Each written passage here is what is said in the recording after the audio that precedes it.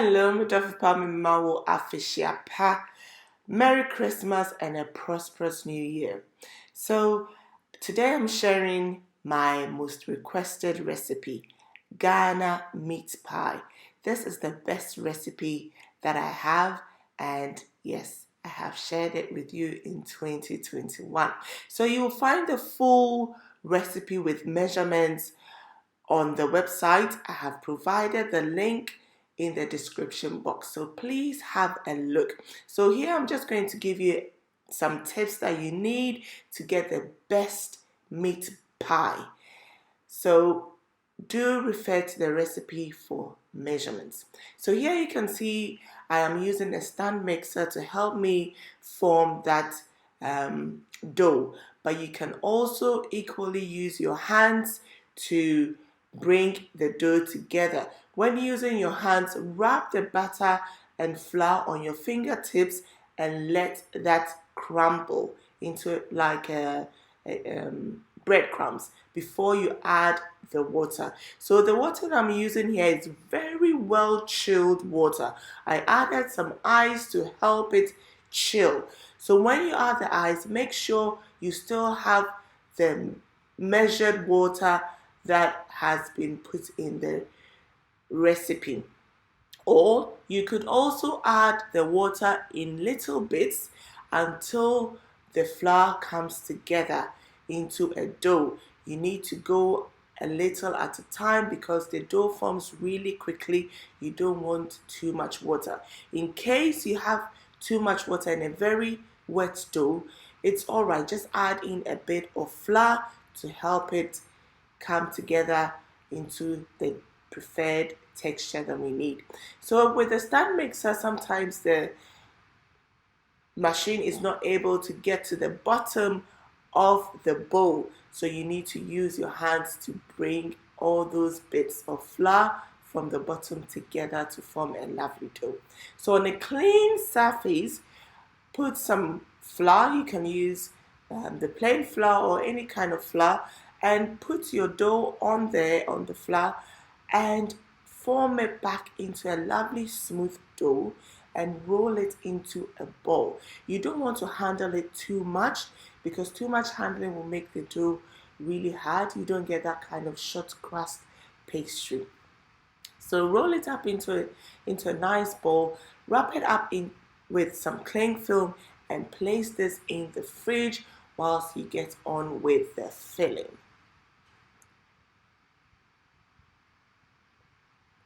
So with the filling, I decided to use sausage meat. You can equally use any kind of meat. And I also added some vegetables. Here I use carrots and potatoes. You can use equally any kind of vegetables that you prefer, any hard vegetable that you can boil and soften up. I love to use swede as well, if you're familiar with a vegetable called swede, instead of potatoes. So for the filling, I also use some onions, freshly grated ginger and garlic, some rosemary. It's all in the recipe on the website, so please have a look.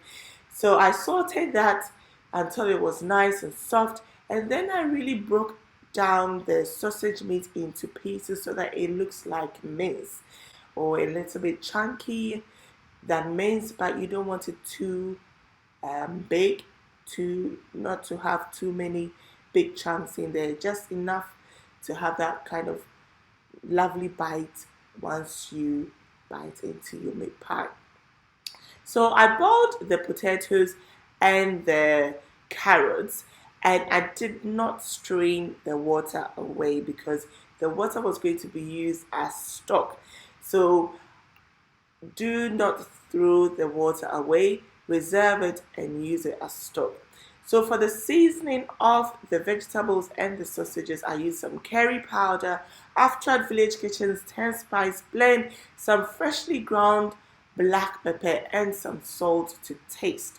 This is just enough seasoning to give you a lovely flavor and taste to your meat pie filling. So once that was mixed together and everything was smelling so good, I created a well in the middle of the pan and added in a tablespoon of butter and a tablespoon of flour. Any kind of flour would do. This is to create a roux that will help keep the filling nice and moist. I recommend using this technique when you are using minced meat, beef, even chicken, minced chicken. It really helps to keep the filling nice and moist. The tip here is to cook it really well so that you take out the raw taste of the flour. So now that the filling was done, I proceeded to roll the dough and to, fill it up and bake the meat pie. So with a bit more flour on the surface, still using a very clean surface. So I kept my working surface clean and I didn't need to wipe it, but I kept it tidy, and I went back to using that same place. So in creating this meat pie, I wanted some sausage rolls as well. So I thought, okay, we'll make some sausage rolls and some hand pies. So this is me making the sausage roll, creating a lovely rectangle, and then filling the pastry up with some of the meat pie filling. So here, please, I want you to take note of some tips that I use when rolling the sausage sausage roll. Shall I say? Yes, a sausage roll. So using a spatula, I use it to help lift up the dough from the surface, and sometimes it gets sticky, so you want to rub the spatula in the flour a bit, and that really helps it not to stick. And you kind of push the dough in to seal the filling, and you keep rolling. I recommend that you roll it over about 2 times so that you get a lovely seal and a lovely enough crust around your filling. So you can choose to have a very thin filling or a thick filling by rolling it about 3 times. You push any kind of filling that is falling out back into the rolled dough, and then seal it up and cut it into smaller bite-sized pieces.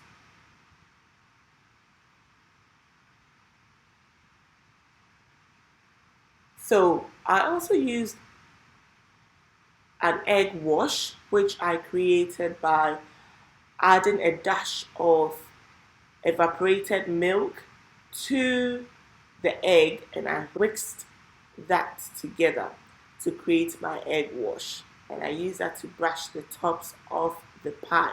So I've also pricked the tops of the pie or the sausage roll with a fork to help air escape whilst it is cooking. That really helps it to have that crunchy pastry all the way to the bottom of the filling. You can sometimes get a soggy layer where the filling is, just because all that moisture could not escape. So you do not have that really nice crumbly texture just above the filling or at the bottom of the filling. So I also made some hand pies by using a cookie cutter, and also again with the cookie cutter I kind of wrap it in the flour to help it have lovely nice cuts. So these are tips that I want to share, but as you can see, it's really simple, and you may already know how to make pies, but there are some really great tips that if you know, it really makes it just a little bit easier. So please take note of these tips. You see me rubbing my fingertips in the flour to help me lift up the pie from the surface. And also, before you seal the edge of the pie, you can use your fingertips just to help seal it a bit, and then you can either use your fingertips to give more indentations in there to help seal it, or use a fork tip to seal it. And again, prick it at the top to help the steam escape so that you have a really nice crumbly pie crust all the way to the filling and at the bottom of the filling. And then finally have your egg wash on the top, and by this time you should have preheated the oven and it is ready to bake the pie. So I baked the pie for about 30 to 45 minutes. As soon as the tops look golden, it is ready. And here we are, our lovely, crunchy, nice filling, moist filling was ready. So please do try this recipe. It's been the most requested recipe ever. And please do share, like, subscribe, and I'd love to hear from you. Give it a try, and yes, do send me your feedback. Yeah, so here I served my pie with some sobolo. This sobolo I created using Aftrad Village Kitchen's sobolo kit. It is just so easy to put that together as well, and it pairs so well with this meat pie.